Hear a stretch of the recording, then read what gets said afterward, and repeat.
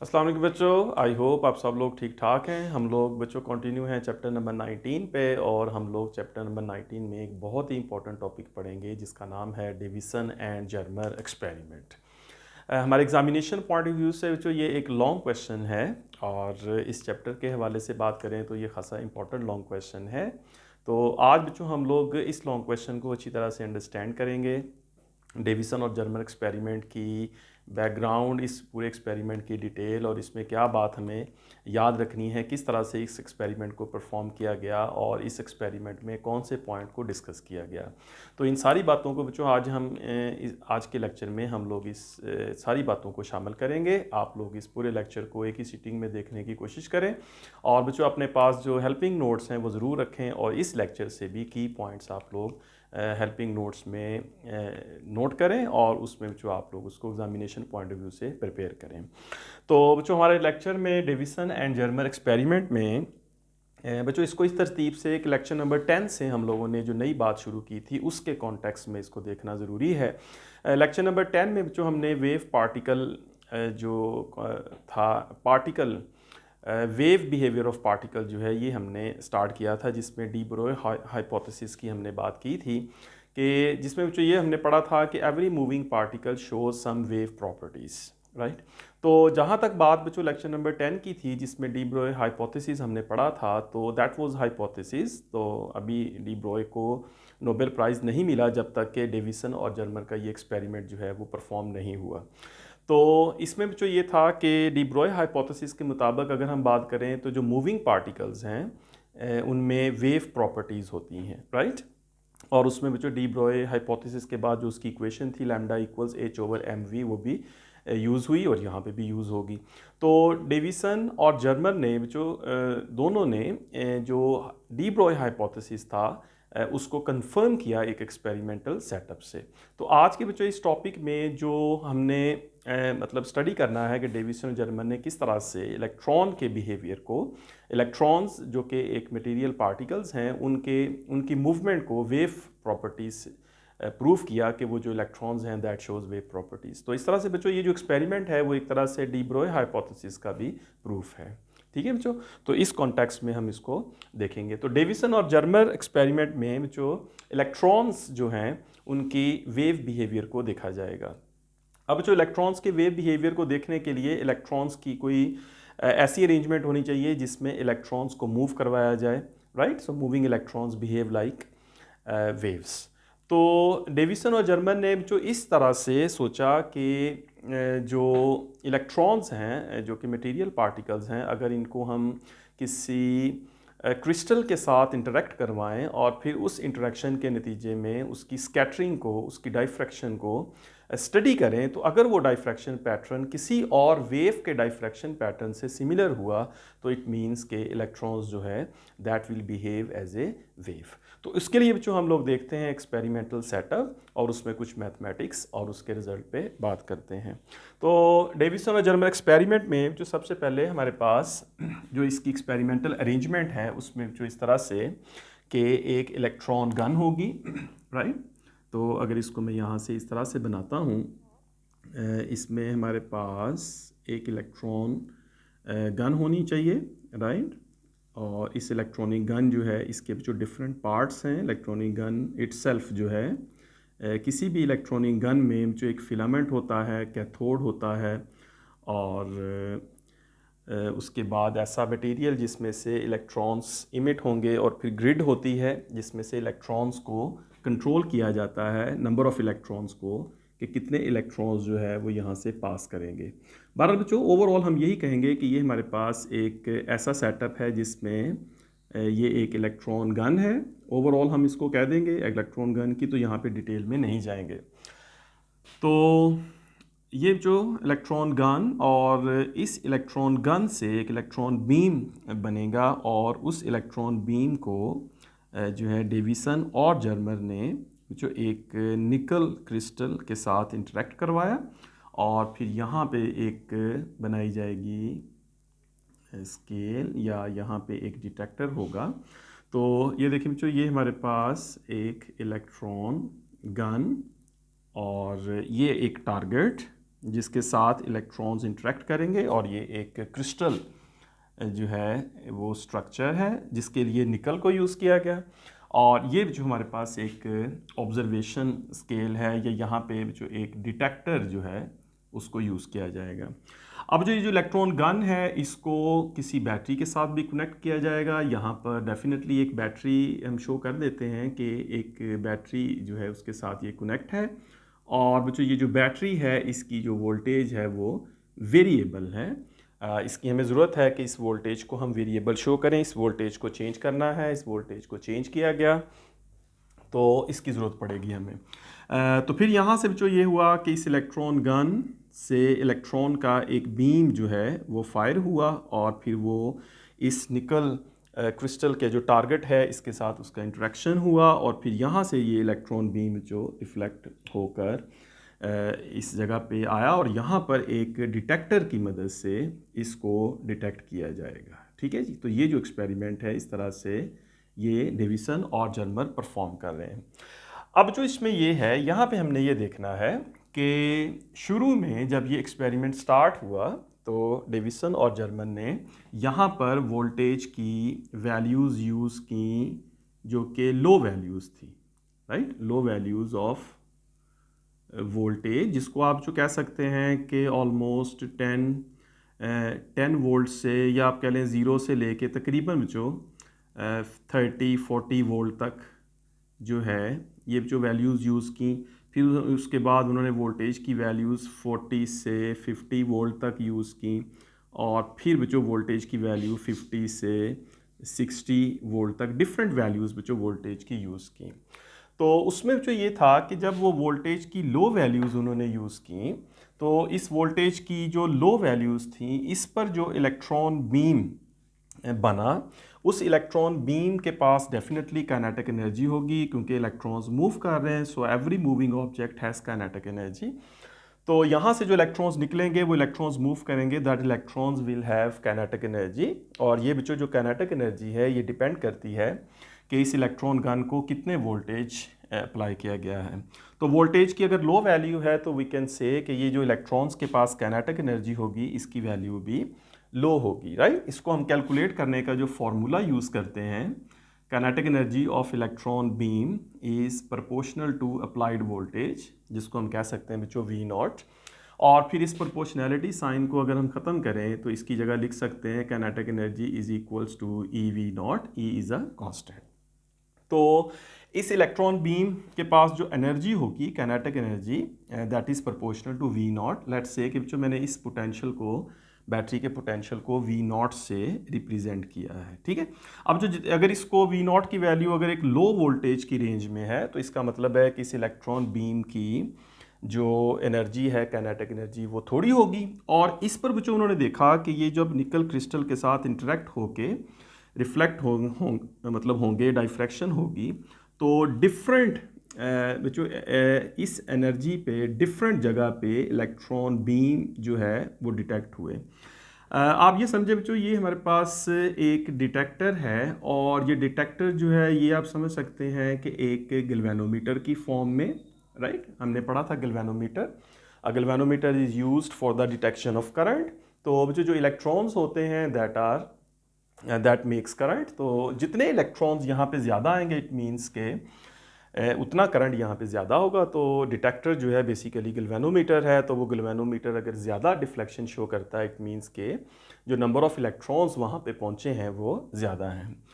तो low voltage पे जो है बच्चों जब उन्होंने एक्सपेरिमेंट किया और उन्होंने इस डिटेक्टर को मूव कराया डिफरेंट पोजीशंस पर, या यूँ कह लें बच्चों कि इस डिटेक्टर को मूव किया डिफरेंट एंगल्स पर, राइट। तो डिफरेंट पोजीशंस कह लें या डिफरेंट एंगल कहें। एंगल बच्चों ये वाला एंगल यहाँ पे हम कहेंगे कि दिस एंगल इज़ फाई, जिस एंगल पे ये इलेक्ट्रॉन बीम यहाँ से इस क्रिस्टल सरफेस से डाइफ्रैक्ट हुआ, वापस वहाँ से गया डिफरेंट लेयर से, इस निकल के साथ, क्रिस्टल के साथ इंटरेक्ट हुआ और इस एंगल पर वापस आया। तो ये एंगल फाई है। तो इस डिटेक्टर की डिफरेंट पोजीशंस पर जो इस फाई की वैल्यू डिफरेंट है। यहाँ पे जो इस डिटेक्टर के लिए इस फाई की वैल्यू डिफरेंट है, इसके लिए डिफरेंट है, इसके लिए डिफरेंट है।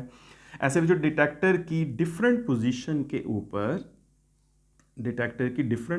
के ऊपर इस एंगल थीटा की वैल्यू डिफरेंट है। इसका मतलब जो ये है, इस डिटेक्टर को जब डिफरेंट पोजीशन पर हम लेके जा रहे हैं तो इसका मतलब जो ये है कि जो इस इलेक्ट्रॉन गन से जो इलेक्ट्रॉन्स आ रहे हैं और इस क्रिस्टल टारगेट के साथ इंटरेक्ट करके रिफ्लेक्ट हो रहे हैं, वो जो इलेक्ट्रॉन्स यहाँ पे भी जा रहे हैं, वो इलेक्ट्रॉन्स यहाँ पे भी हैं, इधर भी हैं, यहाँ भी हैं, इधर भी हैं और इस जगह भी हैं। तो इस पूरे डिफरेंट एंगल्स पर ये जो इलेक्ट्रॉन है वो यहाँ से रिफ्लेक्ट होके ऐसे जा रहे हैं, उनकी डाइफ्रैक्शन भी हो रही है और वो वापस यहाँ पे डिटेक्ट भी हो रहे हैं। तो अब यहाँ पे जो डिफरेंट एंगल पर ये इलेक्ट्रॉन्स डिटेक्ट हो रहे हैं। अब उसमें जो उन्होंने ये देखा कि जो लो वोल्टेज है, जैसा कि 0 to 40 वोल्ट है, तो उसमें ये है कि हर पोजीशन पर इलेक्ट्रॉन्स की जो इंटेंसिटी है वो तकरीबन एक जैसी है, या जिसको आप यूँ कह लें कि जो गैल्वेनोमीटर है या जो डिटेक्टर है वो जो डिटेक्ट कर रहा है इलेक्ट्रॉन्स की इंटेंसिटी या नंबर ऑफ इलेक्ट्रॉन्स या करंट, जो भी फॉर्म आप कह लें, वो जो तकरीबन इन हर जगहों पे, सारी जगहों पे वो तकरीबन सेम था। कहीं पर इलेक्ट्रॉन्स की कॉन्सेंट्रेशन ज़्यादा या इलेक्ट्रॉन्स की कॉन्सेंट्रेशन कम नहीं थी। अच्छा, फिर उसमें जो ज़्यादा इम्पॉर्टेंट या ज़्यादा दिलचस्प सिचुएशन जो है वो बनती है इस V0 के ऊपर, राइट। 40 से 50 पर भी 40 से 50 वोल्ट अगर हम कर देते हैं इस सोर्स का वोल्टेज, इलेक्ट्रॉन गन के सोर्स का, तो उस केस में इस इलेक्ट्रॉन बीम की काइनेटिक एनर्जी और बढ़ेगी। उस केस में जो यहाँ ये हुआ कि कुछ जगहों पे इलेक्ट्रॉन्स की जो इंटेंसिटी है वो स्लाइटली, मतलब क्या ले, डिफरेंट है दूसरी जगह की इंटेंसिटी से। मतलब यहाँ पर इलेक्ट्रॉन ज़्यादा हैं, यहाँ पर इलेक्ट्रॉन्स कम है, यहाँ थोड़े ज़्यादा हैं, यहाँ कम है, यहाँ ज़्यादा है। तो मतलब उसमें जो डिफरेंस है कम या ज़्यादा होने में वो बहुत थोड़ा है। लेकिन बच्चों इसमें जो नोटिसेबल डिफरेंस आता है या ज़्यादा जो डिफरेंस आता है वो बच्चों डिफरेंस आता है 50 से 60 में, और उसमें भी बच्चों ख़ास तौर पे अगर उसमें जो है वो 54 वोल्ट जो है वो रखते हैं। तो 50 से 60 में भी बच्चों स्पेशली आपने याद रखना है 54 वोल्ट। तो 54 वोल्ट पे बच्चों ऐसा हुआ कि यहाँ पे 54 वोल्ट जब एडजस्ट किया और इलेक्ट्रॉन्स बीम से जब इलेक्ट्रॉन्स फायर हुए और वो इस निकल क्रिस्टल से डाइफ्रैक्ट हुए, फिर रिफ्लेक्ट हुए और इंटरफेरेंस हुई, और इस डिटेक्टर की मदद से हमने डिफरेंट पोजीशंस पर इस डिटेक्टर को रखा या डिफरेंट एंगल पे इसको रखा। तो बच्चों हमने ये देखा कि कोई एक पोजीशन ऐसी है जहाँ पर इलेक्ट्रॉन की इंटेंसिटी मैक्सिमम है, यानी लेट्स से बच्चों कि इस पोजीशन पर जिस पर फाई की जो वैल्यू है वो 50 डिग्री है, फाई की वैल्यू 50 डिग्री, ये बच्चों 54 वोल्ट यहाँ से एडजस्ट किया, राइट। ये आपने याद रखना है, यहाँ से 54 वोल्ट को एडजस्ट किया और उसके बाद हमने ये इस डिटेक्टर को मूव कराया, डिफरेंट पोजीशंस पर रखा, और उन डिफरेंट पोजीशंस में 50 डिग्री पे जो यहाँ पे एंगल 50 डिग्री बना, इस एंगल पर बच्चों इस डिटेक्टर ने यहाँ पर इलेक्ट्रॉन्स की मैक्सिमम इंटेंसिटी को ऑब्जर्व किया। तो इस पॉइंट पे बच्चों जो इलेक्ट्रॉन्स की इंटेंसिटी है, या बच्चों यूँ कह लें कि इस पॉइंट पर, इस पोजीशन पर आप कह सकते हैं, ये भी कह सकते हैं इंटेंसिटी ऑफ इलेक्ट्रॉन्स, या बच्चों ये भी कह सकते हैं कि इस पोजीशन पर जो नंबर ऑफ इलेक्ट्रॉन्स थे, number of electrons are greatest, right, at this position. तो ये बच्चों ऑब्जर्व किया डेविसन और जर्मर ने। मतलब ये है कि जब हम इस डिटेक्टर को इस पोजीशन पे रखते हैं, इस पे या दीगर पोजीशंस पे रखते हैं, और इधर से 54 वोल्ट ही रहने देते हैं जो इलेक्ट्रिक पोटेंशियल है इस गन को जो दिया है, तो 54 वोल्ट पे डिफरेंट पोजीशन पर इलेक्ट्रॉन्स की जो इंटेंसिटी है या उनकी कॉन्सेंट्रेशन है वो बच्चों कम है, फिर भी एक दूसरे के इक्वल नहीं है, कहीं पे कम है कहीं ज़्यादा, लेकिन 50 डिग्री पे यहाँ जो डिटेक्टर ने ऑब्जर्व किया that was the intensity of electrons was maximum. ठीक है, ये बच्चों आपने बात याद रखनी है। 54 volt is very important number, right. तो 54 वोल्ट पे यहाँ पे मैक्सिमम जो डिटेक्शन थी वो हुई इलेक्ट्रॉन्स की, तो दिस पोजीशन इज़ मार्क्ड, और यहाँ पे एंगल कितना बना था 50। तो इसमें जो उन्होंने ये किया कि इसका मतलब है कि यहाँ पर जो इलेक्ट्रॉन्स की कॉन्सेंट्रेशन है वो मैक्सिमम है, यहाँ पे ज़्यादा इलेक्ट्रॉन्स जा रहे हैं। तो यहाँ पे बच्चों उन्होंने यूज़ किया जो मतलब कि डी ब्रॉय इक्वेशन यहाँ पे यूज़ की। तो इट मीन्स कि यहाँ पे जो इलेक्ट्रॉन्स की इंटेंसिटी है दैट इज़ ग्रेटर। तो इस पोजीशन पे बच्चों उन्होंने डी ब्रॉय इक्वेशन यूज़ की। तो यूजिंग डी ब्रॉयज इक्वेशन, और वो है जो lambda is equal to H over M V. अब यहाँ पे जो इस इक्वेशन को किस तरह से यूज़ किया जा सकता है, lambda is equal to H over M V, इसको हम कहते हैं दिस इज इक्वेशन नंबर 1। उसके बाद जो हम ये कहते हैं कि अभी हमने देखा कि जो काइनेटिक एनर्जी है इलेक्ट्रॉन्स की that is equal to V not E, right. So kinetic energy is equal to E V naught या वी नॉट ई। तो काइनेटिक एनर्जी को हम लिख सकते हैं that is half M V square that is equals to V not E. इस तरह 2 को उधर मूव कराएं तो M V square equals to V not E. तो multiplying both sides by M, multiply by M on both sides. तो यहाँ से जो एम स्क्वायर वी स्क्वायर आ जाएगा 2m वी नॉट ई, और इसका जो स्क्वायर रूट करेंगे हम तो M square V square square root that is equals to square root of 2m V not E. तो हमारे पास जो यहाँ से एम वी की जो वैल्यू है that is 2m V not E square root.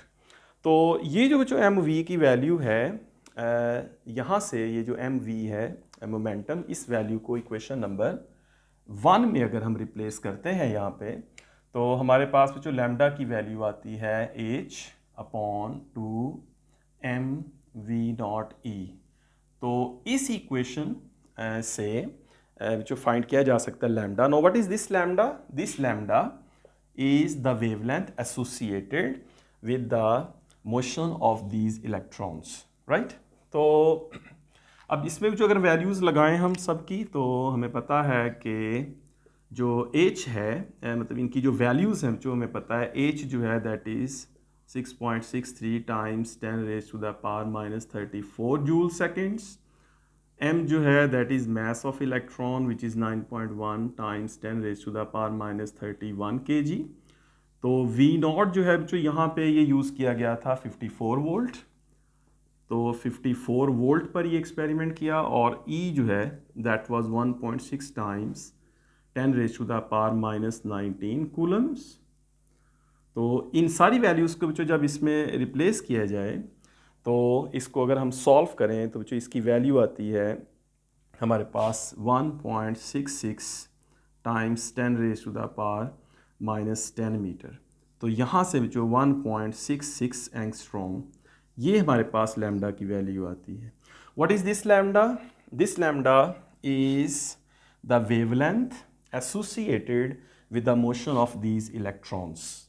तो ये जो बच्चों एक ख़ास इलेक्ट्रॉन्स का जो बीम बना जो कि 54 वोल्ट पे 50 डिग्री एंगल पे यहाँ पर बच्चों ये जो इलेक्ट्रॉन बीम बना, ये जब यहाँ पे डिटेक्ट हुआ तो इनकी इंटेंसिटी मैक्सिमम थी। यहाँ पे सबसे ज़्यादा इलेक्ट्रॉन यहाँ जा रहे थे as compare to other positions. तो यहाँ पर जो सबसे ज़्यादा इलेक्ट्रॉन्स जा रहे थे उनकी जो उस इलेक्ट्रॉन बीम से एसोसिएटेड जो वेवलेंथ कैलकुलेट की, दैट वेवलेंथ इज़ 1.66 एंगस्ट्रॉम। और जो ये जो वेवलेंथ है 1.66 एंगस्ट्रॉम, ये जो वेवलेंथ है ये वेवलेंथ आती है एक्स रेज़ की वेवलेंथ में। अगर हम एक्स रेज़ की वेवलेंथ को कैलकुलेट करें या जानते हैं अगर ये नंबर, तो हमें पता है कि एक्स रेज़ की जो वेवलेंथ है that is almost 1.66 angstrom. Alright, इतने पार्ट को बच्चों आप लोग नोट करें। यहाँ पे इसको आप स्क्रीनशॉट ले सकते हैं यहाँ पे इसको रोक के, राइट। यहाँ तक बात समझ आ गई आप लोगों को? तो इसमें जो यहाँ तक मैं बता दूँ, स्क्रीनशॉट लेना आपने, इसके बाद फिर दूसरा इसका पार्ट एक्स रेज़ की वेवलेंथ कैलकुलेट करते हैं। तो यहाँ तक बच्चों इसका review Davisson and Germer experiment. तो ये एक्सपेरिमेंट बेसिकली जो है बच्चों ये किया गया है पार्टिकल की वेव नेचर को प्रूव करने के लिए, और उसके लिए जो ये अरेंजमेंट है, इलेक्ट्रॉन गन है, टारगेट है और ये डिटेक्टर है। तो हमने डिफरेंट वोल्टेज की वैल्यू पे इस इलेक्ट्रॉन बीम को डिफरेंट पोजीशन पे डिटेक्ट किया, लेकिन उसमें जो सबसे इम्पॉर्टेंट था पॉइंट या सबसे जो नोटिसेबल जो पॉइंट था वो ये था कि अगर 54 वोल्ट किया जाए पोटेंशियल और 50 डिग्री यहाँ पे एंगल हो तो फिर यहाँ पे इलेक्ट्रॉन्स की इंटेंसिटी मैक्सिमम है। तो उस इंटेंसिटी पे उस इलेक्ट्रॉन बीम की जो वेवलेंथ है वो बच्चों हमने डी ब्रोए इक्वेशन से उसको कैलकुलेट किया, दैट इज़ 1.66 एंगस्ट्रॉम, राइट। इस तरह से अब बच्चों दूसरी तरफ चलते हैं और हम देखते हैं ब्रैग्स इक्वेशन, राइट। इसको नोट कर लेते हैं यहाँ पे कि हमारे पास जो रिजल्ट है कि इस इलेक्ट्रॉन बीम की जो वेवलेंथ है दैट इज़ 1.66 टाइम्स 10⁻⁻10 मीटर, या जो इसको कहेंगे 1.66 एंगस्ट्रॉम, ये आई है वेवलेंथ इस इलेक्ट्रॉन बीम की। उसके बाद चले यहाँ पे आते हैं बच्चों इस पार्ट पे, ऑलराइट। तो यहाँ पे हम लोग अब बात करते हैं बच्चों हम लोग ब्रैग्स इक्वेशन की, ठीक है, इससे मिलती जुलती। अब जो हमारे पास ब्रैग्स इक्वेशन है और ये इक्वेशन जो है ये जो इसमें हम लोग स्टडी करते हैं diffraction of X rays, right. तो ये है जो diffraction of X rays. First करें बच्चों यही हमारे पास जो यहाँ पे निकल क्रिस्टल यूज़ किया गया, इस निकल क्रिस्टल की अगर इसको हम लोग क्रिस्टलाइन फॉर्म में या इसको बच्चों अगर हम एक मैग्नीफाइड व्यू में देखें तो हमारे पास जो निकल क्रिस्टल है वो बच्चों इस तरह से एटम्स की अरेंजमेंट की फॉर्म में अगर हम देखें तो यूं है। ये जो डॉट्स हैं बच्चों ये डॉट्स जो है ये एटम्स हैं और आप देख सकते हैं कि ये एटम्स की एक यूनिफॉर्म अरेंजमेंट है, राइट। एटम्स की एक और किसी भी क्रिस्टल के अंदर जो एटम्स की अरेंजमेंट है वो इसी तरह से यूनिफॉर्म अरेंजमेंट होती है। इस तरह बच्चों ये दो एटम्स की लेयर हैं, लेट्स से बच्चों ये एक एटम की लेयर है और इस तरह से ये एक एटम की लेयर है, और बच्चों इन दोनों लेयर्स के दरमियान जो स्पेसिंग होती है इसको बच्चों हम नाम देते हैं, इस स्पेसिंग को हम डी कहते हैं, और ये होती है बच्चों इंटर प्लेनर स्पेसिंग, राइट। इस स्पेसिंग को बच्चों हम इंटरप्लेनर स्पेसिंग कहते हैं।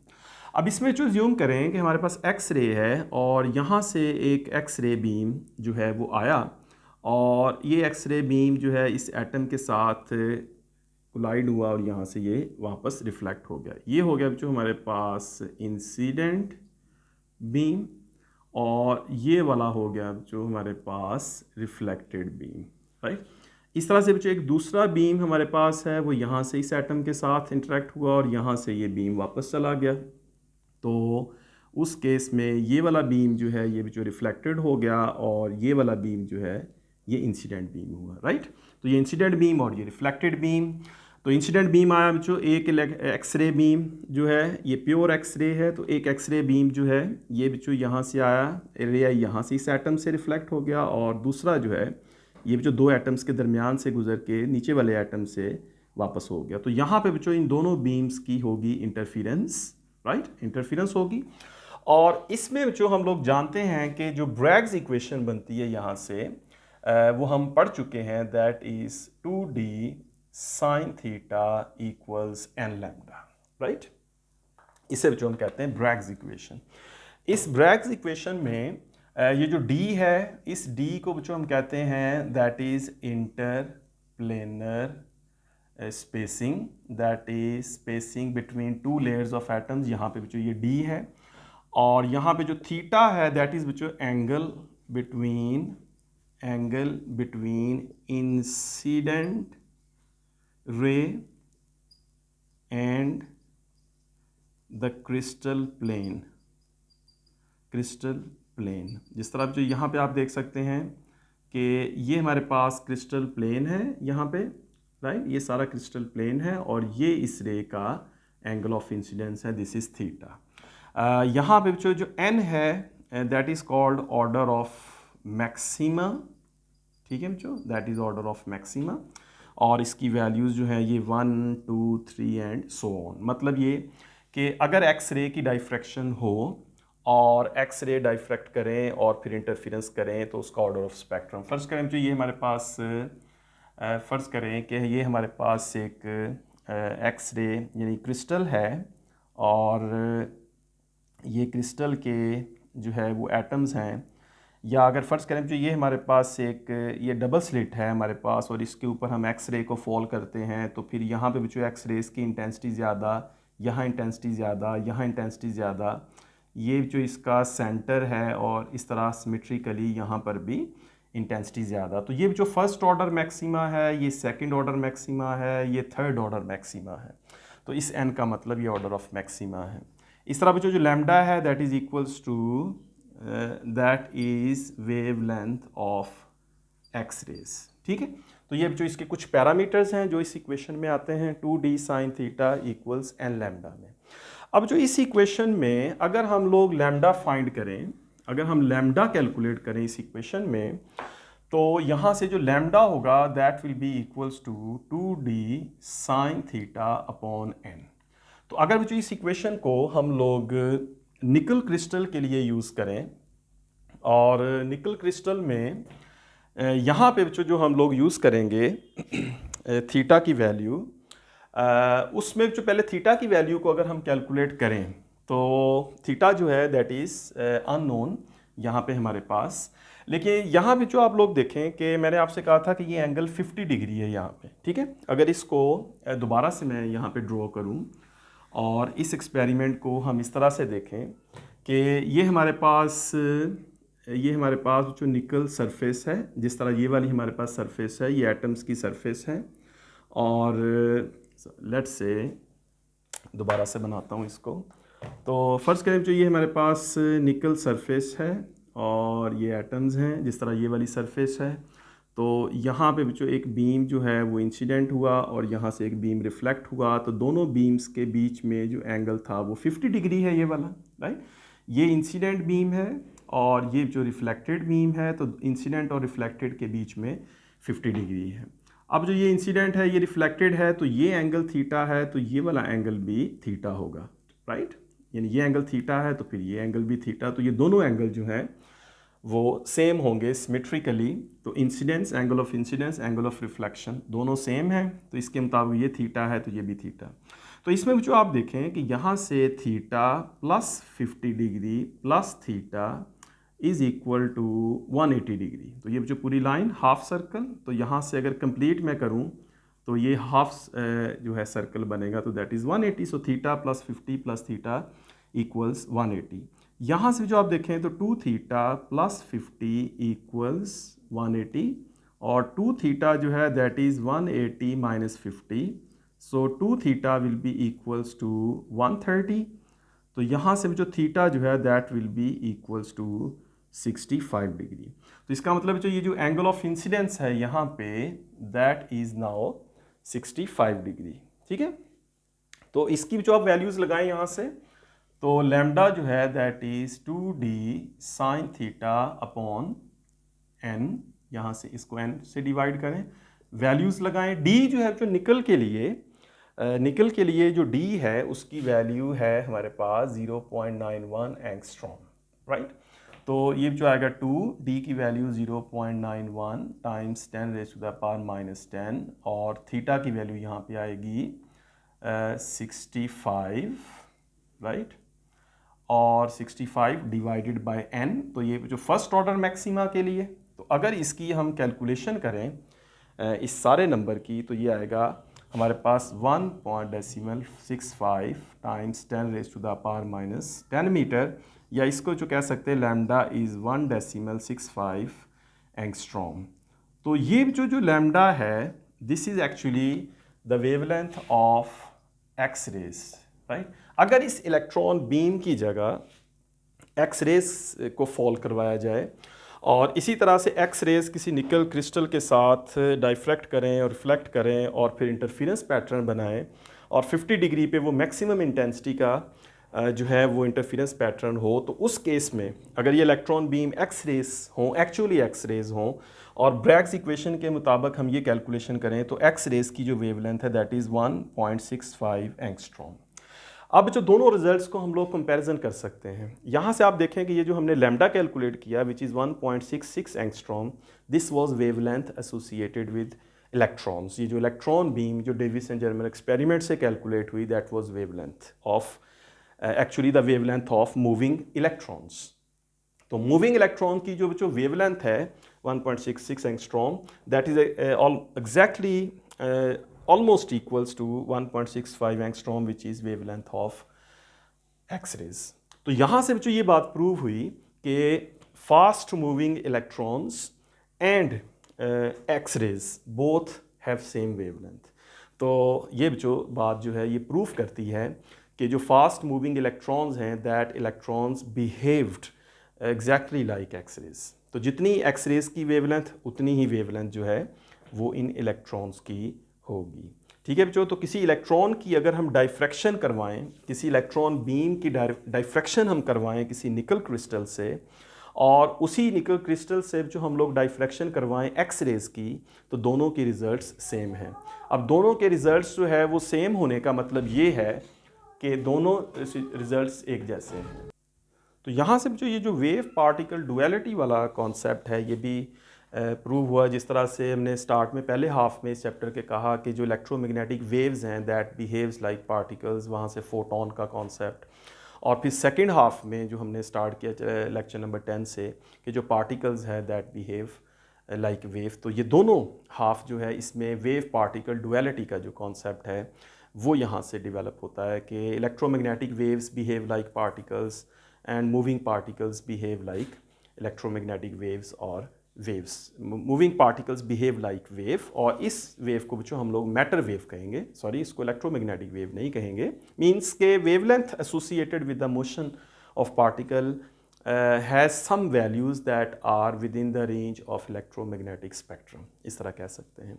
तो ये बच्चों एक बहुत एक ब्रेक थ्रू एक्सपेरिमेंट था, जिस एक्सपेरिमेंट के नतीजे में जो पार्टिकल्स की वेव नेचर है वो प्रूव हुई। और इस एक्सपेरिमेंट के बाद बच्चों 1929 में डी ब्रोए जो है उसको नोबेल प्राइज़ मिला, because the basic idea was of de Broglie. 1924 में जो उन्होंने अपना थीसिस सबमिट करवाया था जिसमें ये प्रपोज किया था कि जो पार्टिकल्स हैं दैट बिहेव लाइक वेव्स।